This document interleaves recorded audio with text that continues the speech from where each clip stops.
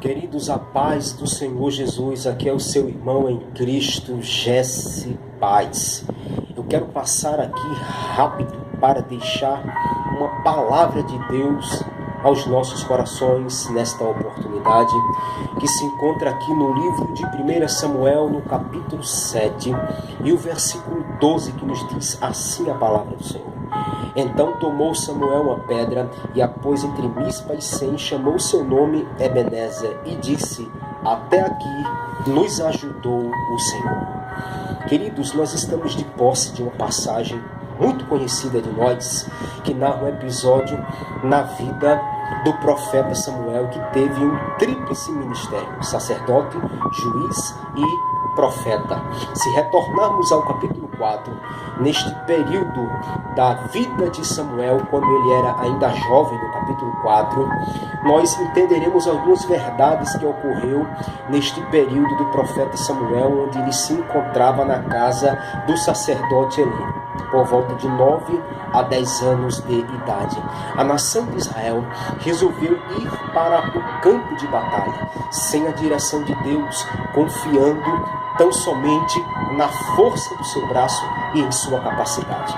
E nesse período a nação de Israel teve pelo menos 5 consideráveis derrotas. No capítulo 4, os versículos subsequentes nos mostra esta verdade bíblica, quando a Bíblia diz que na primeira batalha a nação de Israel perdeu 4.000 homens de guerra.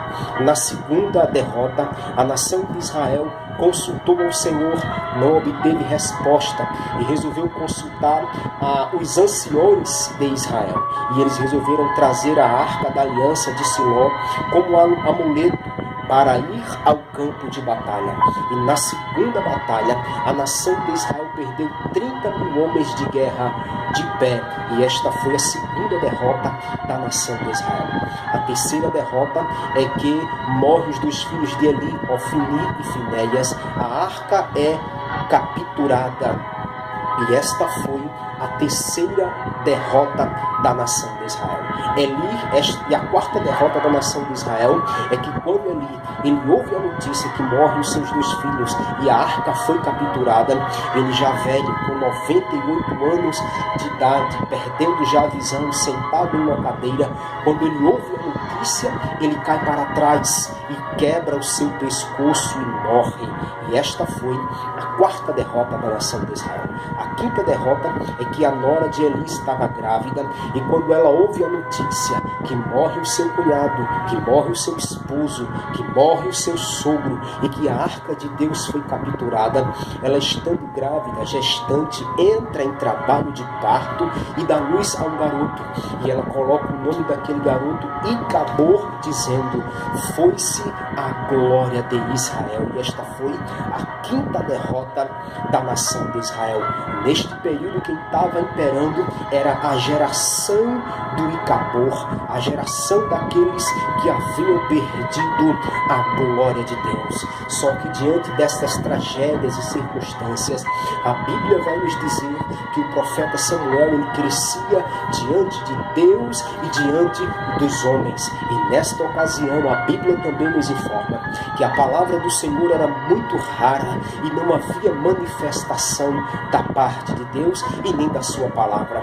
Mas aí eu encontro outro detalhe na Bíblia Sagrada nesta ocasião. A Bíblia vai dizer que a palavra do Senhor se manifestava pela boca do profeta Samuel, porque ele já estava sendo confirmado como profeta do Senhor. Passaram-se pelo menos 20 anos diante deste período, entre o capítulo 4 e o versículo 7. E a Bíblia diz que a nação de Israel começou a perceber que era o momento de parar para rever os seus erros, rever os seus conceitos e rever os seus valores. Então Samuel resolve fazer uma reunião em Mispa. A palavra Mispa significa torre de vigília. Quando a Bíblia fala de torre, fala-nos de lugares elevados, lugares altos. É por isso que no livro de Provérbios está escrito que torre forte é o nome do Senhor e refúgio para todos aqueles que nele confiam. É por isso que Abacuque, no capítulo 2, quando ele quis obter uma resposta da parte de Deus, ele disse: eu me colocarei na minha torre de vigia e vigiarei para ver o que Deus tem para falar comigo. Torre fala-nos de atalaia, porque no antigo Israel os atalaias ficavam posicionados em suas torres, tendo uma trombeta na mão, uma visão nítida e um ouvido aguçado, para que quando o inimigo se avizinhasse, os atalaias tinham que estar em prontidão. E este foi o posicionamento do profeta Samuel em Mispa: posicionamento de atalaia, posicionamento de prontidão. E 4 coisas relevantes aconteceram em Mispa, pelo menos. A primeira coisa que eu aprendo em Mispa, nesta reunião de Samuel, é que Mispa foi um lugar de oração, porque o povo orou ao Senhor. E a Bíblia diz, segundo as Crônicas, capítulo 7, versículo 14: se o meu povo, que se chama pelo meu nome, se humilhar e orar e buscar a minha face e se arrepender dos seus maus caminhos, eu ouvirei do céu, perdoarei os seus pecados e sararei a sua terra. A primeira coisa que eu aprendo em Mispa é que Mispa foi um lugar de oração. A segunda coisa que ocorreu em Mispa é que Mispa foi um lugar de confissão e um lugar de arrependimento, porque o povo tirou os ídolos do seu coração, os astarotes, as divindades pagãs da época. O povo arrancou do seu coração e passou a buscar ao Senhor. Esta foi a segunda coisa que ocorreu em Mispa, lugar de confissão e lugar de arrependimento. A terceira coisa que aconteceu em Mispa é que Mispa foi um lugar da palavra, porque a Bíblia diz que Samuel julgava o povo em Mispa e este julgamento ocorria embasado na palavra. E a Bíblia diz em Hebreus 4:12 que a palavra de Deus é viva, é eficaz e mais penetrante do que uma espada de 2 gumes, que penetra a divisão da alma e do espírito, das juntas e medulas, e é apta para discernir os pensamentos e intenções do coração. Lâmpada para os meus pés é a tua palavra e luz para os meus caminhos. E esta foi a terceira coisa que ocorreu em Mispa, que Mispa foi um lugar da palavra. E a palavra traz direcionamento para a vida do crente. A quarta coisa que aconteceu em Mispa é que Mispa foi um lugar de sacrifício, porque diante do arrependimento, diante da oração, diante da confissão, o coração do povo se encontrava preparado para sacrificar ao Senhor. E Samuel ofereceu um novilho diante do Senhor em sacrifício de gratidão pelo arrependimento de toda a nação de Israel. É por isso que Paulo, no capítulo 12 de Romanos, ele diz: rogo-vos, pois, irmão, pela compaixão de Deus, que apresenteis o vosso corpo em sacrifício vivo, santo, perfeito e agradável a Deus, que é o vosso culto racional. Este culto fala de adoração, esse culto fala de sacrifício, esse culto fala de gratidão. E é dentro desta quarta coisa que aconteceu em Mispa, acontece uma ação de Deus diante desta atitude de todo o povo, porque o texto diz que quando Samuel estava sacrificando ao Senhor, Deus resolveu visitar o arraial dos filisteus. E a Bíblia diz que nesta visita que Deus fez, Deus desterrou todos os filisteus que já estavam na espreita para atacar a nação de Israel. Mas no ato do sacrifício, no ato da adoração, quem agiu foi a mão do Deus Todo-Poderoso. Quando o crente resolve adorar, quando o crente resolve sacrificar, quando o crente resolve se humilhar diante de Deus, a mão de Deus começa a se movimentar para dar vitória ao crente. E a Bíblia diz que Israel teve uma grande vitória em Mispa da parte de Deus, diante desta vitória que Deus deu a toda a nação de Israel, porque a Bíblia diz que nunca mais os filisteus perturbaram a nação de Israel no período do profeta Samuel.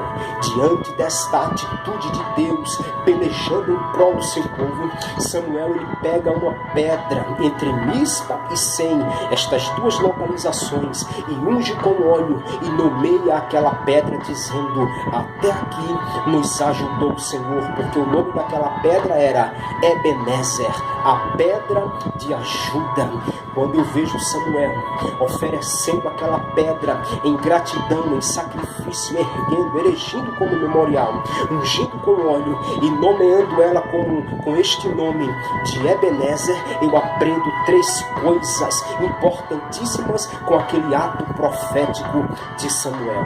A primeira coisa que eu aprendo com aquela atitude de Samuel é que aquela pedra representou para Samuel e para toda a nação de Israel, e para nós que lemos a Bíblia hoje, representou da parte de Deus um marco de vitória, porque Samuel entendeu que as forças, a sua capacidade, a capacidade do exército de Israel jamais poderia vencer a nação dos filisteus. Então Samuel, em gratidão, ele levanta aquela pedra como um memorial de vitória, como um marco de vitória. Aquela pedra simbolizou, em primeiro lugar, um marco de vitória para toda a nação de Israel. A segunda coisa que eu aprendo com aquela pedra e com aquela atitude de Samuel é que aquela pedra se tornou uma coluna de fé ou um trampolim de fé. Samuel, ao erigir aquela pedra, ele queria demonstrar para as nações futuras e vindouras que o mesmo Deus que deu vitória a ele, era capaz de dar vitória às gerações futuras, porque todos que olhassem para aquela pedra, viu que o Deus que deu vitória a Samuel, ele não muda. É por isso que a Bíblia diz no livro de Hebreus que Jesus Cristo é o mesmo ontem, hoje e eternamente. Deus disse a toda a nação de Israel: eu, o Senhor, não mudo, por isso vós, filhos de Israel, não sois consumidos. Esta foi a segunda coisa que aquela pedra significou: uma coluna de fé e um trampolim de fé. Esta é a segunda verdade do significado daquela pedra para toda a nação de Israel e para nós hoje. A terceira coisa que eu aprendo com aquela atitude de Samuel ao erigir aquela pedra é que aquela pedra se tornou um altar de gratidão, porque toda a nação já estava percebendo que não tinha condições de vencer as suas guerras e de vencer as suas batalhas diante dos filisteus, mas eles perceberam que foi a mão de Deus que os auxiliou, que a mão de Deus os beneficiou. É por isso que Samuel disse com aquela pedra: até aqui nos ajudou o Senhor. Então a nação de Israel perceberia que a sua força e a sua capacidade não vinha de si mesmo, mas vinha do próprio Deus. Então se tornou um altar de gratidão ao nome do Senhor. E a Bíblia diz no Salmo 103: bendiz a minha alma ao Senhor, e não te esqueças de nenhum dos seus benefícios, porque é Ele que perdoa as tuas iniquidades e sara todas as tuas enfermidades. A nação de Israel percebeu que foi a mão de Deus que pelejou por eles. Então, a terceira coisa é que aquela pedra se tornou um altar de gratidão.